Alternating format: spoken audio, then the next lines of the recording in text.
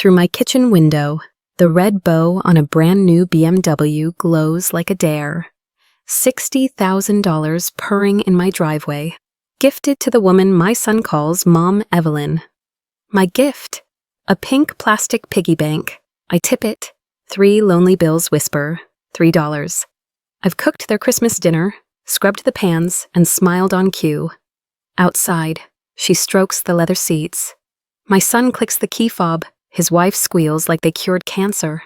The engine starts. Headlights sweep across my tiles. No one asks if I'd like a ride. The front door shuts. The dishwasher hum grows louder. The grandfather clock ticks like a metronome for humiliation. That's when I see it, a black leather purse, resting beside the piggy bank. Real leather, heavy, expensive perfume clinging to the zipper. If love was the point, why does a woman with her own money and her own car need my son to buy her this one? Why does a stranger wear the title, I spent a lifetime earning, I shake the pig again, big? The money rustles, small but sharp. Fine. If this is how the night wants to talk, I'll start asking the right questions. Merry Christmas. Mom, Evelyn. The way he hits the pause makes the word tilt the wrong way. Like a picture frame knocked crooked, the porch light halos her silver hair while he presses the fob again. Just to hear the BMW chirp. My mouth opens, then closes. I tell myself not to make it a thing. Holidays magnify everything: joy, grief, bad manners. She leans into his arm like she's practiced it. Ashley films the bow as if it's a newborn. I stand in the doorway, invisible in my own doorway, and decide the name can pass like a draft under the door. I hear my voice say the oldest lie mothers know. It's fine. He laughs, relieved I didn't flinch. I did, but inside, where it doesn't count to anyone but me. The bowl glows, the key glints, the word Mom lands on their side of the porch. I stay on mine and swallow it whole. The dishwasher hums steady, the kind of noise that fills a room without asking for permission. Tom's grandfather clock ticks from the living room, each second a small thumb pressing a bruise. I wipe a clean counter again, then again, the ham glaze on the stove has congealed into glass. If I scrape it, it will crack like ice on a winter puddle. I touch the clock's casing the way I used to touch Tom's forearm when guests overstayed just a little. We're almost done here. The pendulum swings anyway. From the window, I watch them, Evelyn tracing a finger along the leather seam like she bought it. My reflection hovers over the glass, a ghost layered over a car I did not ask for and would never drive. The house breathes with machines. I paid off one bill at a time. The clock insists we are still moving forward. I'm not so sure. There is a face I wear for birthdays, hospitals, and children who swear they aren't lying. The corners lift, the eyes soften, the voice rounds its edges. I pick that face up now like a dish towel. Beautiful, I tell Ashley when she runs in for a charger. He did great. I know, right? She is bright, helium bright. Mom Evelyn totally deserves it. There it is again, the title passed like a crown at a pageant I didn't enter. I smile harder, teeth gentle, tone even. I congratulate a woman who practices being surprised better than anyone I've met. Thank you for dinner?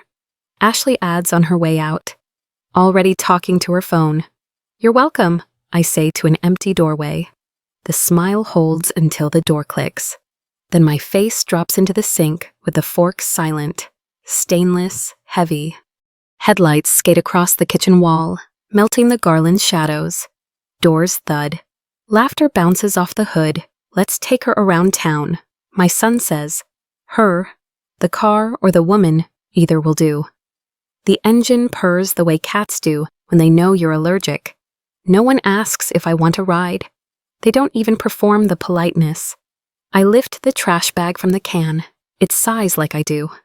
I scrape plates, rinse bowls, wrap the rolls I baked at dawn. Outside, the taillights blink goodbye twice. Inside, the dishwasher swallows another tray. A bit of trifle Evelyn's favorite, not mine, slides off a spoon into the drain. I'm alone with the sugar and the suds. I don't cry. I rarely do. I put leftovers in labeled containers because control, even in Tupperware, is still control. The clock ticks. The house listens. When I set the dish towel down, my hand lands on leather. Not the squeak of pleather, not the fakery of vegan, but the quiet, expensive kind that warms under your palm. The purse sits 2 inches from the pink piggy bank like a before and after ad. Kate Spade. I know the Spade logo from magazine pages. I never tore out. The zipper pull is cold. I don't unzip. I don't need to. I lift it heavier than it looks and place it on the counter as if it belonged there. The pig stares with its cartoon smile. I shake it, because I can. 3 bills and a few coins whisper their tiny weather. The purse doesn't make a sound. It doesn't have to. I tell myself I'm guarding it, the way good hosts guard forgotten things. I tell myself I'm being helpful. The truth is smaller and sharper. I'm measuring weight. Her phone vibrates inside the purse 1, 2, 3 times, then again. The screen lights the kitchen like a moth. I don't touch it. I don't need to. The lock screen blooms with notifications. Deposit confirmed $15,000. Sunset Investments. Meeting confirmed Thursday. Bring the Williams file. The Williams file. My last name floats there. Bold as a headline I never approved. I taste metal. The phone buzzes again. The number climbs missed calls, messages, a bolded alert from a banking app I've seen in commercials. Money moves around her the way wind moves around trees constant. Invisible, bending branches you thought were sturdy. 15,000 is nothing to a woman like this. A BMW is nothing. So what, exactly, is something? The dishwasher beeps done. Steam ghosts the cabinets. I set the purse back down. Steady. I'm still a host. I tell myself, I'm still a mother. I'm also, as of this minute, paying attention. Another buzz, a name sticks on the glass. Brian Chen. Message after message, the kind that stack when panic outruns dignity. Mom, where are you? Answer, please, police are worried. Mom, not Evelyn, not ma'am, not the performance on my porch. A real word, anchored by worry. My breath shortens in that unfair way. Breath does a reflex for someone else's love. He's not my son, and yet the care in his sentences reaches me across a kitchen that suddenly feels too bright. Why hasn't she mentioned him? Why rehearse loneliness if you aren't alone? Why audition for a family that already has a mother? I press my fingertips to the counter to stop the tremble that gives you away at the worst moments. The name repeats on the screen like a metronome set too fast. My clock answers with its slower truth. I line the 2 rhythms up in my head until I can think again. Curiosity is a sin until it's a safety measure. I don't unlock. I only watch the previews the way a person stands in a doorway without stepping inside. Photo tiles flash on the screen. My hallway, my office, the drawer where my social security card lives. Timestamps from months ago. Who photographs a stranger's bedroom like it's a museum exhibit? Who catalogs a life that isn't theirs? There are document shots, 2 bank statements, property records, Tom's death certificate like a wound pressed flat under glass. The pig's painted smile grins beside the purse, as if it knows a joke with a terrible punchline. Heat climbs my neck, but my hands go cold. That's how fear travels in older bodies, opposites at once. I set the phone down as if it might bruise. I list the facts out loud. Patient, clinical photos exist. They are mine. She took them. She kept them. The list steadies the air. I slide down the cabinet until the tile finds my back. December sneaks under the door, finds the ache in my knees, and makes itself at home. The house is quiet, except for the tick, the hum, and the little shake in my breath I refuse to dignify with a name. I look at the pig. I look at the purse. Between them, a ledger writes itself $3 of sentiment, 60,000 of spectacle, 15,000 of something else entirely. I rub my palms together to bring the blood back. Tom would say, Stand up when the room starts to spin. Your legs remember what your head forgets. So I stand. I put water on for tea I won't drink. I straighten the towel I've already folded. It feels like prayer without the words. Outside. A gust rattles the wreath on the door. Inside. I decide I'm not done being the one who notices. The landline rings ancient, stubborn, honest, ma'am. This is Officer Daniels with the state police. We're following up on a missing person report. Evelyn Chen. Missing. I can hear my voice behave itself. She left with my family about an hour ago to... see her new car. Her son reported she wasn't answering her phone. Paper shuffles on his end. He says she was last seen at your address. Her son. 2 words I set gently on my tongue so I don't bite them. Brian, I say, testing the shape. Yes, ma'am, Brian. I thank him. I offer nothing extra. When I hang up, the quiet feels pinned, not resting. The purse sits like a dare. The pig waits like a witness, somewhere. A son is doing what sons do when they were taught, right, sounding the alarm. I'm not the one who called. I note that, too. I turn the pig so its painted eyes face the purse. It's petty and private, and exactly right. She has a son worried sick, I say to the clock. And mine, I don't say the rest. That he left with a woman who auditioned for a role I paid for in installment sleepless nights. Lunchbox notes, tuition checks, soft landings I didn't have myself. That he forgot the part where we ride together. Even if the car smells like new money, the kitchen island holds a purse that doesn't belong. A pig that never did much good, and a mother who is not done yet. I pick up a pen. Names go on a pad. Times, too. Like any nurse. Like any widow who learned logistics the hard way. I chart what happened.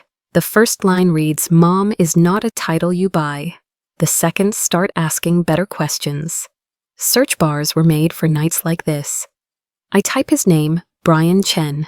Seattle, and the screen obliges with a neat stack of bio lines and conference headshots. Elder law and estate protection. Articles in journals I don't subscribe to. Photos. A man with kind. Tired eyes and his arm around a woman whose hair matches Evelyn's silver. Except this smile looks unperformed. Restaurant booths, birthday candles, airport arrivals with flowers. The captions are simple. Unshowy dinner with Mom. She insisted on baking. Her advice saved me again.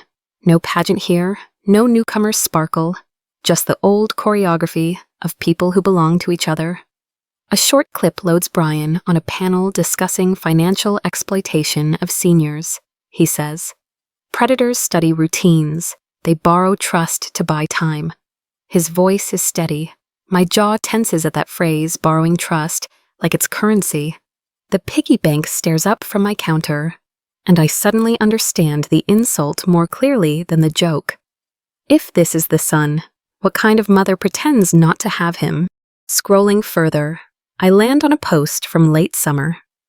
Brian shares an article about a woman who photographed documents in friends' homes, then used forged paperwork to strip them of assets. The headline is brutally familiar. In the comments, he lists red flags: urgency, secrecy, special opportunities, sudden helpers who isolate their targets, paperwork that shows up already filled in. I sit back. The kitchen light has that late-hour yellow that flattens everything but truth.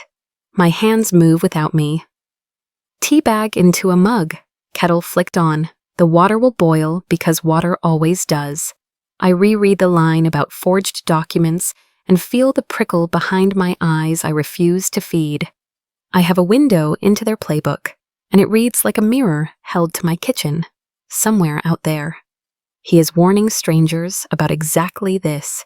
Somewhere in here. She left a purse like a calling card. I don't need the tea anymore. I need a plan. I lay the facts out like recipe cards. Evelyn is not broke. $15,000 deposits arrive on quiet Tuesday nights. She has a son who notices absence and calls police. She owns a car. The purse holds the keys to a life that is not empty. So why accept a $60,000 performance from my son? Why practice being mother to a man who already has one? Because the performance isn't for her. It's for us. For him. For Ashley. For me. The point is not the car. The point is the leverage the car buys. Value me or lose me. I look at the window where my reflection doubles a woman and her shadow. Somewhere between those two is the version of me who stops being polite in ways that cost her, Tom would say, when a story makes no sense. You're missing a chapter. Fine, I'll go find it. His cell goes to voicemail the first time.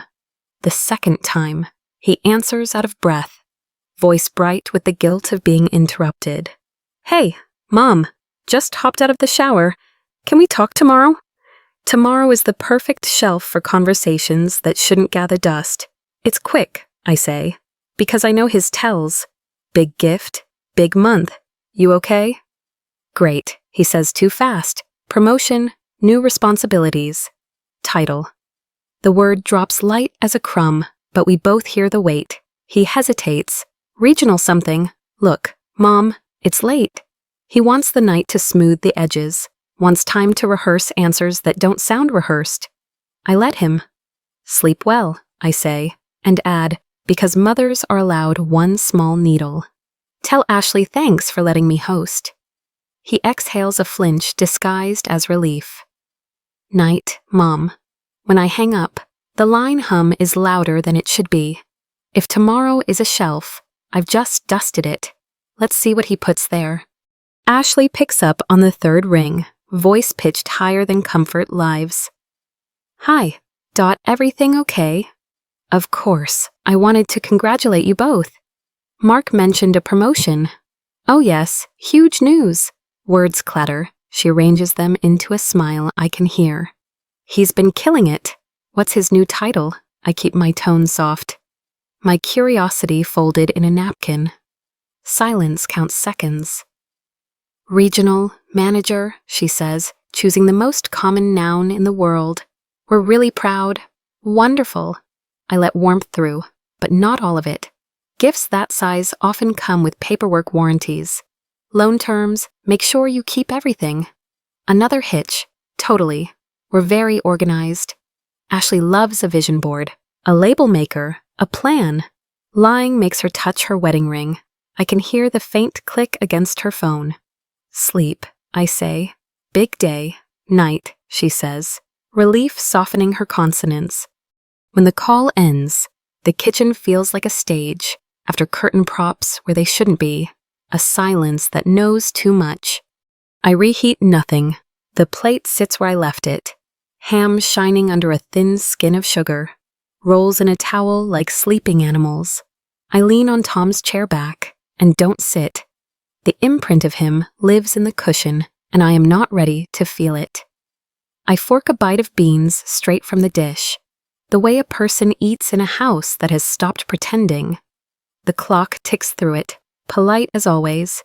Somewhere a neighbor's wind chimes lift the same 3 notes and set them down again. I tell the empty room what I would have told him.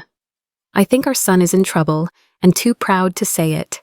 I think a stranger is mapping our lives like a surveyor with bad intentions. I think the next right action has my name on it. The beans taste fine. I wash the fork, because I still do things right, even when no one is watching. On the mantel, a year in frames, birthdays, a barbecue, a pumpkin patch. At first glance, they're cheerful. Look closer and a pattern declares itself. Evelyn always centered, always bracketed by Mark and Ashley. As if the camera was a compass and she the north. I'm in fewer shots than I remember being present for. In one, my hand is a blur on the edge, passing a plate. In another, I'm the reflection in a patio door. She is never an edge. Position tells a story bodies won't say out loud. She is practicing belonging. They're letting her rehearse.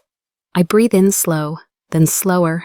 If I yank these frames down, I only scratch the paint. Instead, I slide one photo half an inch to the left, a private correction. Then I take a picture of the arrangement as it is, the evidence of an orbit I didn't choose. I stand in the hallway where our growth marks climb the doorframe pencil lines. Initials. Dates, first day of school.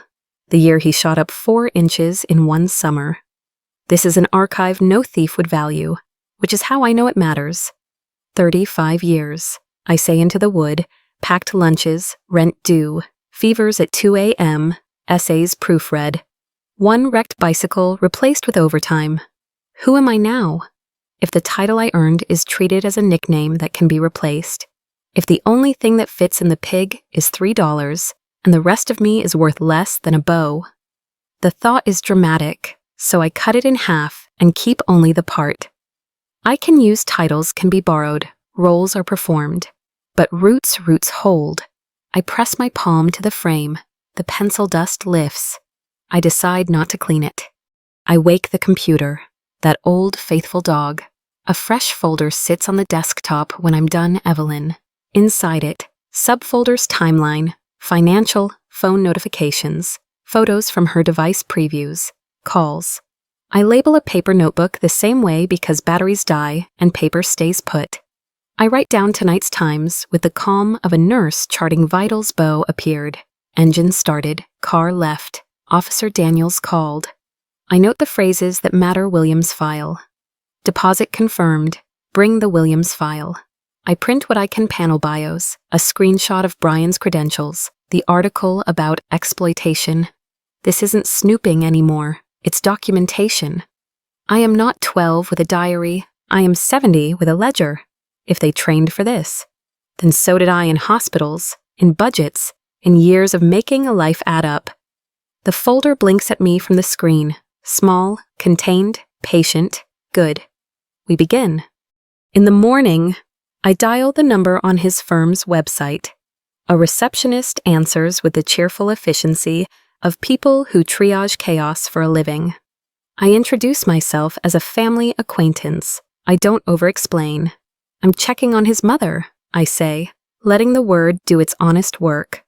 Oh, he was terribly worried yesterday, she says, sympathy real and unpracticed. He calls her every day. Every day. I write it down. And she's been visiting Virginia since September, I think. Keys tap. He was planning to fly out for the holidays, but she wanted to stay with friends there. Friends. The word lands like a feather with a stone sewn inside. I thank her and hang up before questions spill that shouldn't be asked yet. In the quiet that follows, the facts rearrange, not a drifter, not abandoned, not needy, intentional, present since September, calling patterns that say devotion, not distance. So why the performance of lack? Why the purse by the pig? Why me? The mind resists the word trap because it suggests foolishness in the one who walks into it. I remove the shame and keep the structure bait. Blind, snap. If she staged scarcity, then the BMW is bait. The blind is flattery and borrowed titles. The snap is paperwork that looks like help. I say it out loud to defang it. If she staged this, I can stage back. I list advantages. I still have my house, my records, my memory, my patience. People underestimate old women because we move slower. They forget how long we can wait. I practice the face that says yes while my mind builds no. I practice the tone that invites disclosure. I practice holding a silence so uncomfortable, the next person fills it with the truth. The kettle clicks off. I forget the tea again. I don't care. I've named the shape of this thing, and now it can't hide inside me. I draw 3 columns on a legal pad and title them like a nurse titles a chart. Verify, safeguard, counter, under verify appraisal records, any filed powers of attorney. Bank communications with my name on them that I never saw. Confirm dates, signatures, witnesses, photograph everything. Under safeguard, call my attorney, freeze the Easy Doors credit checks, account changes, property transfers, update the will if needed, create redundancy paper copies, digital copies, a trusted friend with a sealed envelope. Under counter, don't confront first, invite, request a meeting with her team. Ask for specifics, Offer numbers that are plausible, but generous enough to light greed. Document every word. Let her show me her script. When I cap the pen, the pad looks like a map, and a map is the opposite of fear. The clock ticks its approval. The pig looks ridiculous, and tonight, blessed $3 of stubborn proof that I still know the difference between a symbol and a life. County websites aren't pretty, but they tell the truth in plain fonts. I search my parcel number, and there it is, an appraisal dated mid-October. Purpose estate planning. Requester Mark Williams. My stomach drops so fast my knees sway. I print the page and read it again at the printer, as if toner could have misheard my life. Estate planning belongs to living people, making choices. I am alive. I did not choose this. The PDF lists entry time, inspector name, square footage corrected, comps pulled from 2 blocks over, photographs of my siding in autumn light. I never noticed being taken. I try to remember October pumpkins, a flu shot, the day the oak finally let go of its last leaves. Where was I when a stranger measured my bedroom wall? On the margin I write, who let them in then softer, how did they think this ends? The number at the bottom is large enough to make anyone greedy and anyone scared. I don't know which one I am yet. I call the appraisal company with the briskness that gets you answers. We're just confirming details, I say. Neutral as a calendar, the receptionist reads from the file. Ordered for estate planning, authorized by Mark Williams, power of attorney. The room tilts. That phrase shouldn't be in my chart. Would you mind emailing the authorization? My voice sounds like someone else's friendly, harmless, practiced. Of course, she says. The ding lands a heartbeat later. There's a scanned document on their letterhead with my name typed neat as a label maker, and a copy of a POA on file. I do not click it yet. Instead, I look at my hands. They are steady on the mouse, the way they learned to be steady holding thermometers under small tongues.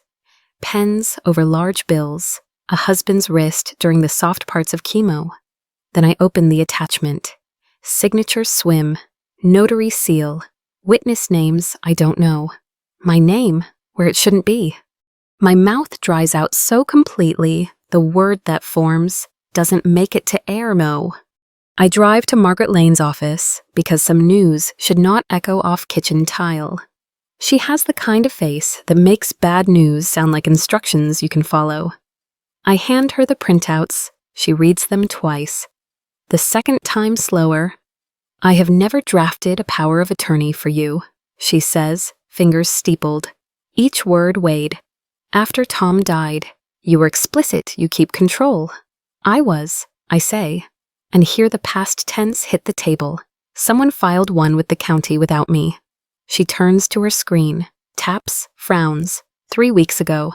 Durable, broad, the sort that lets someone sell a house you're sitting in. I sit very straight, because slumping is for later. That signature is not mine. We'll compare. She pulls my old documents, wills, deeds, the mortgage I paid off one snowstorm at a time. If this is forged, it's criminal. The word lands without italics. Criminal, not misunderstanding, not family drama. A line crossed in ink. Margaret lays 2 pages side by side, my real signature from Tom's will, and the stranger wearing my name on the POA. Show me what you see, she says, like a teacher trusts a student who's done the reading. It's almost flattering how close they got. The D leans just right. The T crosses with a familiar impatience. But the Y in Dorothy tells on them. Mine loops twice, a habit learned in 7th grade and never unlearned. Theirs has a single loop that closes too early. And the I point, I don't dot with circles. She nods. I see tremor where yours is smooth. The pressure pattern's off. I feel oddly calm. The way people describe in emergencies the part of you that panics sits in the hall while the part with a clipboard gets to work. We'll need an examiner, Margaret says. But yes, this looks forged. Forged is another word I don't dress up. It arrives, takes off its coat, and sits down between us, uninvited and very at home. Margaret leans forward, voice softening at the edges the way doctors do before the important paragraph. With this on file, someone could open or close accounts, transfer titles, initiate a sale, even change beneficiaries. They could be moving on this now. My heartbeat answers from my throat. She waits for me to breathe. I do. We can alert the clerk, flag it, file a challenge. We can notify your banks, place holds. We can go to the police today. Today is a clean word for a jagged set of actions. I picture officers in my living room, a sun blinking in overhead lights, a woman rehearsing innocence with those perfect hands. What do you want to do? Margaret asks. The question is permission and responsibility in one line. I want to win, I say, surprised by my own clarity. I want the full shape of this before anyone melts the pieces. She studies me, calibrating risk and resolve. Then we move on 2 tracks, she says, protection and proof. We draft a list. She calls it containment. Freeze what can be, frozen a fraud alert with the bureaus. Notes on my accounts requiring me in person with ID. A heads up to the title company we used last time, quiet. No sirens. She prints a letter to the clerk requesting a certified copy of the filed POA for our records and potential challenge. Do you want me to contact law enforcement now? She asks again. Not yet. The words feel dangerous and correct. If I slam the door, they'll run. I need them where I can see them. Understood. She doesn't like it. She respects it. Document everything. Assume recordings may help later, and tell no one you don't trust with the deed to your life. On the way out, I add her number to my phone under a name only I recognize. In the parking lot, winter sun makes the asphalt shine like water. I stand there long enough to feel my legs again. Not yet is not the same as not ever. I will know when the moment turns. Back inside, we open another file, the one you only open when you're ready to mean it. If you want leverage, Margaret says gently, one way is to move the prize. I nod. We draft an update that redirects the bulk of my estate to a charitable fund with instructions Tom and I talked about, but never formalized scholarships at the community college where he took night classes, a small grant for the hospice that answered our worst questions with kindness. Contest resistant, she murmurs as she types. Fortifying clauses like she's sandbagging a riverbank. You can always revisit when this is over. I initial where I must, sign where I choose. The pen does not shake. It feels less like revenge than clarity. If the title Mom can be borrowed, then the money attached to it shouldn't be the lever. We seal copies. One stays here. One comes home with me. One goes to a safe place that is not my house. I leave feeling lighter in a way I didn't expect. If they came for treasure, I just moved the map. At my desk, I assemble a packet meant to be seen by the wrong eyes clean. Plausible statements that suggest liquidity just north of comfort, accounts rounding toward 2 million when the truth sits lower. Not lies so big they scream, just numbers slippery enough to make greed outrun caution. The headers look right because I know what right looks like. A lifetime of statements teaches your fingers patterns as surely as recipes do. Account nicknames read like Real People House, Tom's Ladder, Rainy. I print on heavy paper because texture tells a story before words do. This isn't for a bank. It's for a woman who photographs other people's drawers and calls it strategy. I tuck the packet into a manila folder labeled Financial Review Preliminary. On top, a neat sticky note. Questions for advisor. I could throw a net or set a table. I choose the table. Predators eat what looks ready. We meet at a cafe with frosted windows and a bell that chimes like a memory. Evelyn arrives early and takes the chair that sees the whole room. She hugs like she's known me for years. Perfume, pearls, that purse. I wanted to clear the air, she says, palms open, a picture of concern. Families are complicated. You mustn't feel left out. I bring my gentlest voice and lay the manila folder on the table without fanfare. Her eyes flick, then return to my face like she hasn't noticed. She has.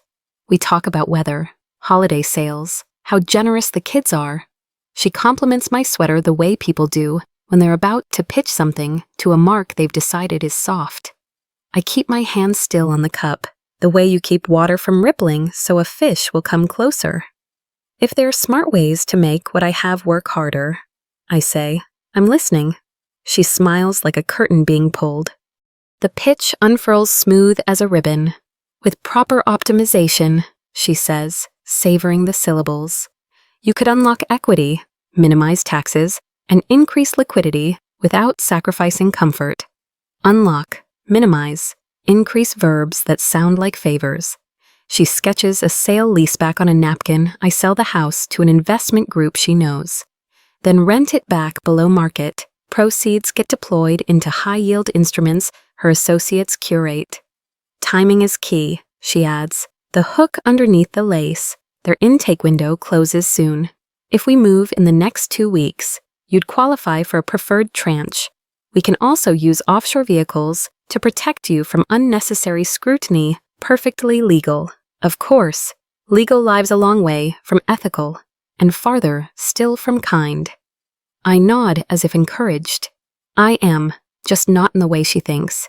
She taps my folder. Do you have recent statements I can prepare a personalized plan? I brought a preliminary review, I say, sliding the packet over. Her pupils widen. It is the eyes version of a gasp. She flips pages, pretending not to count. Fingers linger where commas multiply. This is more substantial than I realized, she says, recovering fast. We'd structure you differently, more sophisticated instruments. Perhaps an international component for tax efficiency. I tilt my head. It sounds complicated. It is, she says, thrilled. Which is why you need a team. I'm old-fashioned, I murmur. I like to look people in the eye. Could we meet them? Absolutely, she lies with confidence. I'll coordinate. They're very discreet. I let the silence sit long enough that she fills it. We'll start with a small repositioning, say, the home equity. Paperwork can be prepared in advance so you're not overwhelmed. Paperwork that arrives filled in. Paperwork that borrows my name the way she borrows Mom. I keep my face open, my voice mild. Let me think. It's a lot. And the holidays? Of course, she says quickly. But the window is short. Of course it is. Scam seasons keep their own calendars. At home, I sit at this table where the purse first met the pig and lay out the day like a nurse end-of-shift report. I label the audio file from my phone with date, time, location.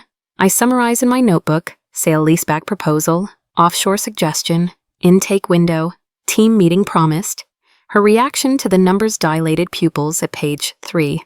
I note her phrases verbatim in quotes. Because verbs will matter, unlock, intake, deploy, offshore, perfectly legal. I underline the napkin sketch, then tape it to the page, grease stain, and all because juries believe napkins. I write what I didn't say, Brian. I write what I will say later. When saying it will break the scaffolding she's built his job title, his articles, his panel quote about predators borrowing trust. Then I list next actions request filed, POA, certified copy, call banks to confirm flags, move keepsakes out of the house quietly, invite Ashley and Mark to help me review options with Evelyn present. Insist on meeting the team. When the list is done, I close the notebook and the pig winks under the lamp. $3 of stubborn humor. I'll take it. Mark shows up in his serious suit, the one that turns him into a seminar. He carries a leather portfolio that looks like it borrowed confidence from someone else's promotion. I set my phone on the table, screen dark, recorder already running habit now. Like locking the door. Got a minute, he asks, already opening tabs and clips. For you, I have 60, I say, and fold my hands the way calm people do. He clears a space beside the piggy bank as if it were an intern. Paper breathes across wood-glossy cover sheets, colored tabs, a pen that clicks like a metronome for bad ideas. He doesn't look at the photos on the mantle. He doesn't look at Tom's chair. He looks like a man who hopes paperwork is heavier than shame.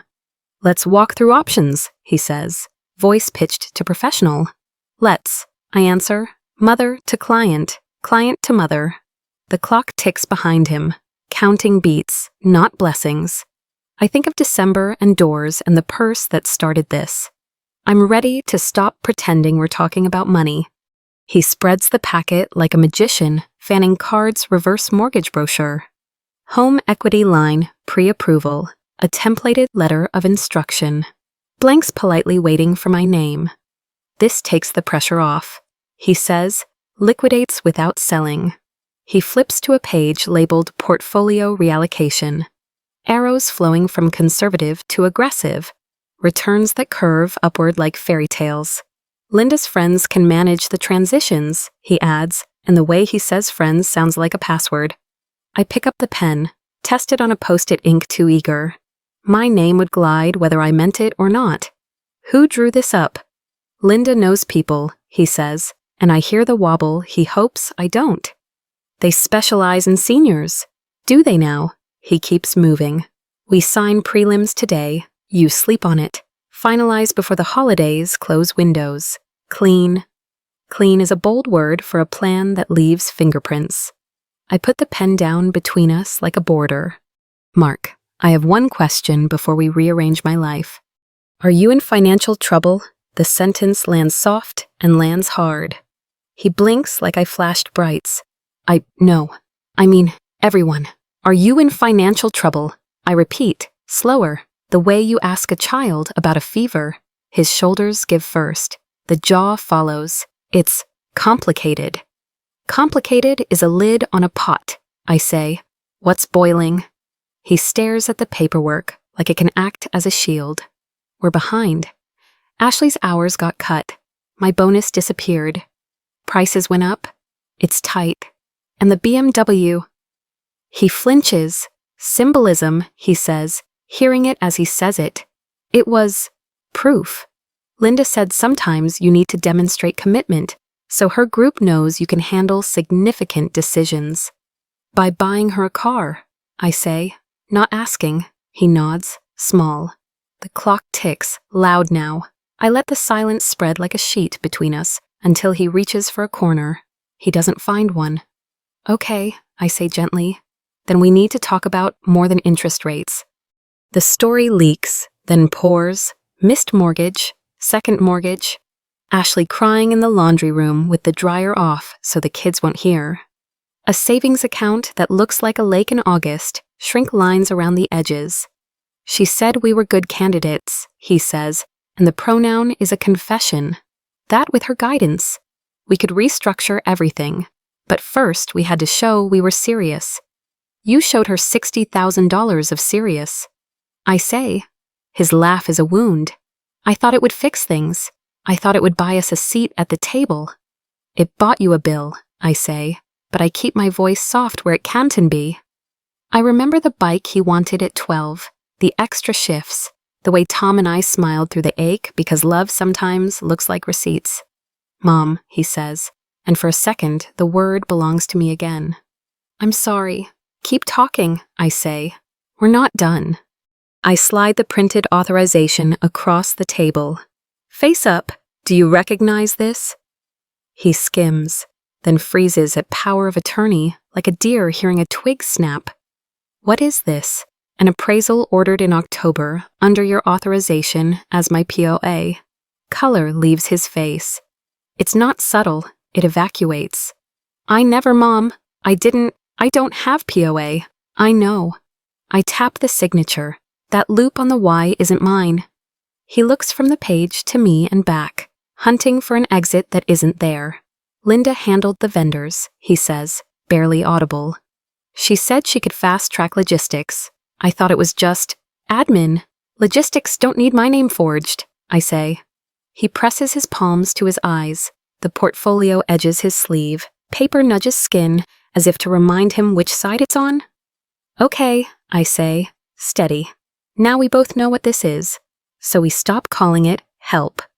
I speak it like a weather report, precise and without theatrics surveillance of my documents. A forged POA filed 3 weeks ago, an appraisal to price the prize, a sale leaseback pitched as flexibility, and a team that doesn't stand in rooms. The BMW as tribute, the urgency as pressure, the title Mom as a tool. He nods and stutters, each point landing with the weight of recognition. She coached the language, he says, told us what to say so it sounded responsible. Predators borrow trust. I quote Brian without naming him yet. They also borrow vocabulary. He looks up, eyes rimmed and raw. What do? We stop being the easy part, I say. We move on our terms, and we make a record so clear the truth doesn't need us in the room to stand up. He breathes out like air might carry shame away if you let it. It won't, but it makes room for resolve to sit. Get Ashley here, I say. Now, she's at work. She can take a break to avoid a felony. I don't raise my voice, I raise the stakes. If this goes sideways without proof, you two look like accomplices, not marks. He winces, dials. I listen to the half conversation that tells the whole truth. Come now, yes, serious, please. When she arrives, Mascara insists she's tried to hold herself together. She takes in the table packets, the pig, the copied POA, and sits like a person who has been bracing for a hit and finally decided to take it. I knew the promotion wasn't real, she says before I ask. I didn't know about that. She points at the signature. You do now? I say. And knowing is a line in the sand. She nods. Throat working. What do you need from us, honesty? I say. Discipline. And better acting than you've ever done in your lives. I lay out my plan like I'm plating a meal sequence matters. First, we stop arguing with a script meant to make us look angry and unstable. We smile. We agree. We invite. You tell Evelyn I'm reconsidering holiday sentiment, family unity, whatever excuse flatters her worldview. Ashley exhales a short, bitter laugh. She'll love that. Second, we insist on meeting her team. Names, faces, credentials. No team, no signatures, mark shifts. They won't show. Good. I say, their absence is evidence. Third, we document. I'll record. You'll repeat her phrasing back to her so the tape has her words in your mouths and her confirmations on top. You'll ask about offshore again. You'll ask about timing again. You'll ask who ordered the appraisal. Ashley nods, taking notes like a paralegal. And if she pushes paperwork, we take it. We don't sign. We smile. We stall. We schedule. Predators hate calendars they don't control. The clock ticks its agreement. The pig approves silently. I pull the financial review preliminary folder from the drawer and set it gently between us like a cake you can't afford to drop. She thinks I'm worth around $500,000 plus the house. I say, let her think I'm worth more. Mark's eyes widen at the top line totals. Mom, bait, I say. Not a lie big enough to break, just numbers that make greed sprint. Ashley traces a line item with her pen. This will make her reckless. That's the idea. I point to the sticky notes. Questions for advisor. You'll tee them up. You'll say, I want growth worthy of my assets. You'll hint I might consolidate accounts with her team if they impress me. You're terrifying, Ashley says, and it's not an insult. I'm focused. I correct. Fear was yesterday. Today is architecture. I tuck the packet back into the folder. Paper whispers like a secret learning to speak up. Ashley texts while we're still at the table. Each tap a small drumbeat. The reply comes fast. Friday, her house, 3 p.m., team on standby. The words smell like confidence and fresh paint. 3 days, Mark says, half dread, half relief. Plenty. I answer. We'll prepare questions, checkpoints, exits. We'll move fragile things out of the house in case someone mistakes ownership for opportunity. And we'll tell no one else. Ashley looks at the mantle. Do we bring the kids Sunday? Yes, I say, because families keep being families even when wolves circle. I text Margaret a neutral update reviewing options Friday and tuck my phone away. The recorder has captured an hour of confession and calibration. I save the file twice. Before they leave, I make them eat leftovers around my table. Not strategy ritual. We pass rolls. We say please. We clear plates. Ordinary is a fortress when you build it on purpose. At the door, I kiss my son's cheek. Bring your best self on Friday, I say. We'll need him. I will, he whispers, and for once I believe him. Evelyn's living room has been staged to look like authority easel. Glossy charts, a tray of bottled water with labels turned outward. She's dressed for closing the silk blouse. The practiced warmth. The team had an emergency, she says, regret arranged delicately on her face. They're on standby if we need them. Standby is a word that hides absence. I set my phone on the table, screen dark, recorder live. Ashley perches with a notebook like a student who studied twice. Mark sits forward, elbows on knees, the posture of a man trying to fix a leak with his hands. Evelyn clicks a remote. A line graph lifts like a kite. No axes, no sources, just promise-shaped color. She speaks in polished verbs: unlock, optimize, streamline. I nod in rhythms that invite more. Intake windows are tight, she adds. We'll want signatures so we're in the queue. We want to understand, not rush, I say. Soft, I'm old-fashioned. She smiles, indulgent, and I respect that. Her smile says, I respect what I am about to take. I slide the financial review preliminary folder across the coffee table, the way a dealer slides a card you're not supposed to see yet. If I were considering reallocating, it wouldn't be small, I say. What if we were talking closer to 2 million? Her pupils widen. Biology has no poker face. She recalibrates mid-breath, voice unchanged, temperature altered. In that case, she says, we'd adjust your profile. You'd qualify for our premier strategy set. Premier, I repeat, as if tasting a new spice. Ashley tilts the folder so the top line numbers wink.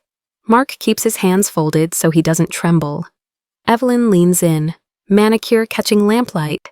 We'd separate near-term liquidity from long-horizon growth, hedge with alternatives. Reduce tax drag. With assets of this magnitude, we can engineer outcomes most clients only dream about. Dreams are free. Engineering costs souls. I keep my face serene. Show me, I say. Pretend I'm worth impressing. Gladly, she answers. And greed climbs the stairs, 2 at a time. She pages through my packet, narrating possibilities as if reading a bedtime story to someone who can't sleep without risk. We'll place a portion offshore, she says, the word landing like a plane in fog. Perfectly legal, our counsel will structure it. Privacy is paramount with high net worth clients. Privacy, Ashley echoes, pen ready. Client confidentiality, Evelyn clarifies, which is the same dress in a darker color. We shield names, use special purpose vehicles. Keep reporting light. You'll love how invisible your footprint becomes. Invisible, a useful condition for thieves and cowards. I let the sentence float and then sink into the recorder. And timing Mark asks, steady for once, soon. She smiles. Intake closes in 10 days. If we get prelims today, I can pencil your slot. We'll need ID scans, a few wet signatures, and, of course, authorization for the house piece so we can unlock capital. Authorization, house, unlock. The words stack like boxes labeled for moving day. Walk us through that last one, I say. Friendly, hungry for evidence, not yield. Before she can draw the sale leaseback again, I change lanes. How did you start in this work, I ask?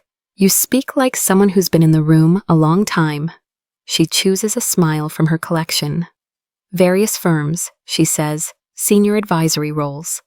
I have a knack for seeing value others miss. Names, Ashley says, casual. They value discretion. Evelyn answers.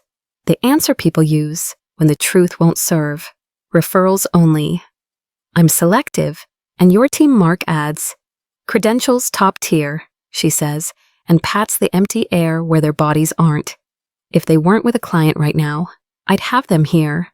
I let disappointment show just enough. I like eyes, I murmur. They tell me more than pages do, she nods, promising what she can't deliver. Next time, I echo, and the recorder catches the promise she can't keep. I turn the page of my notebook like it's any other note, and then set the match. Brian Chen, I say, light as weather, your son, elder law attorney, known for prosecuting financial exploitation of seniors. Silence doesn't just fall, it drills. The room loses its temperature. The graph on the easel loses its nerve. Her face changes in a way makeup can't stop. He advises families to watch for urgency, secrecy, offshore promises. I continue, still gentle. He tells them predators borrow trust to buy time. Where did you? She starts, then stops, then starts again. I don't see how my son is relevant. He's relevant because you made him relevant when you chose my house, I say, because I called his office when you didn't come home, and a receptionist told me he calls his mother every day. Ashley's pen doesn't move. Mark doesn't breathe. The recorder does exactly what it came to do. I fold my hands. Let's drop the script. I pick up my phone, stop the recording, and save the file. We're done here, I say. Not loud, just final. Mark. Ashley, call the police. Color drains out of Evelyn, leaving only technique. You can't, this is a misunderstanding. Is it? I lay the folder of copies on the table like a dealer laying down trumps. Sale leaseback pitched to a 70-year-old, without counsel, offshore privacy, a filed power of attorney with my forged signature, an appraisal ordered under false authority, photographs of my social security card on your device. Her mouth opens, nothing coherent comes out. You broke the law, I say, calm as linoleum. You also broke the courtesy that keeps families from turning rooms like this into crime scenes. Ashley dials, Mark stands, the clock ticks. Somewhere in the house her heat kicks on, loud as shame. You recorded me, she whispers, every word you were proud to say. I answer. Pride sounds like confession when a microphone is in the room. Evidence makes its own gravity. I stack it where gravity can work the certified copy of the filed POA Margaret pulled, the side-by-side of my signature with the wrong loop Y, the appraisal record from October with estate planning typed neat as theft, screenshots of your lock screen notifications. Deposit confirmed. Bring the Williams file and the napkin with your sale leaseback sketch. Grease halo intact. I list them out loud as Ashley holds the phone steady for the dispatcher forged instrument, filing with the clerk, attempted exploitation, conspiracy. The words feel like an incantation that calls law into the room. Mark photographs my photographs. I email audio files to myself and to cloud that lives somewhere I've never seen, but trust more than her smile. Stop, Evelyn says, palms up as if to push time back. We can resolve this. We can make everyone whole. You can start, I say, but you don't get to decide the definition of whole anymore. Before uniforms arrive, I take what control remains. Here are my conditions for any conversation that happens before a courtroom full restitution for the down payment on your car and any related fees. Written statements naming your collaborators, a list of other victims with contact information, and a formal confession prepared with counsel. You're not a prosecutor, she says, finding one last rung of hauteur. No, I say. I'm the woman you tried to subtract from her own life. I'm also the witness who will not turn away, she swallows. If I cooperate, I will tell the district attorney the truth about today you were confronted. You did not run. You provided names. I won't soften what happened. I will note what you did next. She studies me like a wall she can't memorize. You don't want money. I want it back where it belongs. I say, and I want the next grandmother you targeted to get a phone call in time. Her shoulders drop first, the kind of collapse you can't choreograph. What do you want? She asks. Raw now, the silk burned off. Truth and accountability, I answer. And for you to say my name like it means something. Dorothy, she says, and for the first time it lands without varnish. Good, I say. Now say what you did. She looks at the charts like they might coach her. They don't. I orchestrated a plan to move your assets under my control. For profit. For profit, she says, and the room exhales. Sirens are smaller than you remember once they're in your street. The knock at the door is not unkind. Mark looks at me, waiting for permission he doesn't need. I nod anyway. Ashley squeezes my hand once, hard, when the officers step in. I feel not victorious, exactly, but aligned like a picture frame finally set straight. Cases don't close in a day. They open like accordion files, one tab, then another. Statements, interviews, forensics on signatures. A clerk who remembers the day the POA came through. An examiner who circles the wrong loop on the Y. The DA's office calls it what it is. Brian flies in twice. He testifies with a voice that has practiced delivering bad facts gently. He talks about patterns, about how love becomes the glove that hides a thief's hand. It is the bravest thing I see all year. Evelyn pleads to charges with long names and longer consequences: exploitation, forgery, conspiracy, attempted theft. Restitution orders read like a balance due on a life she won't get back. When the judge asks if I want to speak, I say what I rehearsed sitting at my kitchen table. I want my family safe. I want your office to call the names on that list. I want the next woman to hear a knock before the pen hits the page. Then I sit down and breathe like a person standing on her own floor. The BMW goes first sold. The money marched back to the bank. The second mortgage follows, each payment a small apology that can't touch the big one. Mark and Ashley start therapy because patterns don't break themselves. He takes overtime because pride can be repurposed. She takes a second job because courage sometimes clocks in twice. At my table, we do remedial ordinary bills on the first of the month. Pasta on Wednesdays, the kids' science projects taking over the dining room. I ask questions that have nothing to do with interest rates homework. Friends, the book report due Friday. Mark practices telling the truth in full sentences. I lied because I was scared, he says. I didn't ask for help because I didn't know how to be small again.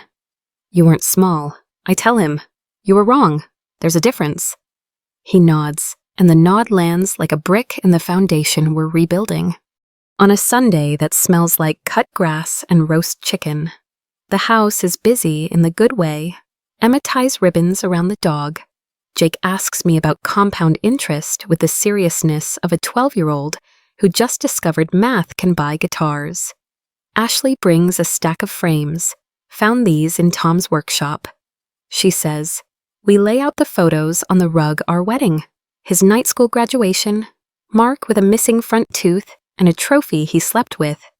We choose new places for them on the wall, not to erase the months we lost, but to crowd them out. The grandfather clock ticks not a bruise anymore. A heartbeat. We eat on the porch. Sun salts the edges of everything. When they leave slowly. That's how you know repair's happening. No one runs from it. I wash the last plate and don't mind the squeak. The sink sounds like a house doing what houses do, holding, carrying, staying. On the mantel, the pink pig sits beside our restored wedding photo. It looks ridiculous and righteous, a cheap toy promoted to relic. Inside it, still $3 unchanged on purpose. A reminder that symbols mean what we decide they do. Mark hands me an envelope with my name. No bows, he says, just words. I read at the table where we make decisions now. His letter is messy and exact. He names every lie, every excuse. And then the moment, he chose a different road. You taught me that family is a verb, he writes. I forgot. I remember now. I slide the letter under the pig's little plastic belly like a foundation. I don't cry. I breathe. Before bed, I text a number in Seattle. How are you handling all this? Brian replies. Some days are hard. Thank you for being kind anyway. Kindness isn't a pardon. It's a boundary with a light on. I turn off the kitchen, touch the clock, and go to sleep in a house that is mine title, deed, and story. Karma did what karma does, slow, methodical, undeniable. Evelyn answered to the law, The record has her name on it, not mine. As for me, I chose forgiveness with a lock on the door. Grace that remembers, trust that verifies, love with paperwork. The beau is gone. The pig stays $3 of stubborn humor beside our wedding photo. The clock ticks again like a heartbeat, not a bruise. My son writes in full sentences. The house is mine in every way that counts: title, deed, story. Here's what I want for you. Don't underestimate a mother. Don't underestimate yourself. If something feels off: urgency, secrecy, special opportunities. Paperwork that arrives pre-filled, name it. Ask for eyes in the room. Call the person who loves you enough to argue. If you've seen signs of elder fraud, drop a comment to warn someone else. If this helped, subscribe. I'm pinning a checklist below 5 red flags to catch financial predators early. Share it with a neighbor, a parent, a friend who still believes people mean what they say. Karma brought the gavel, we brought the light, and tomorrow we keep it on.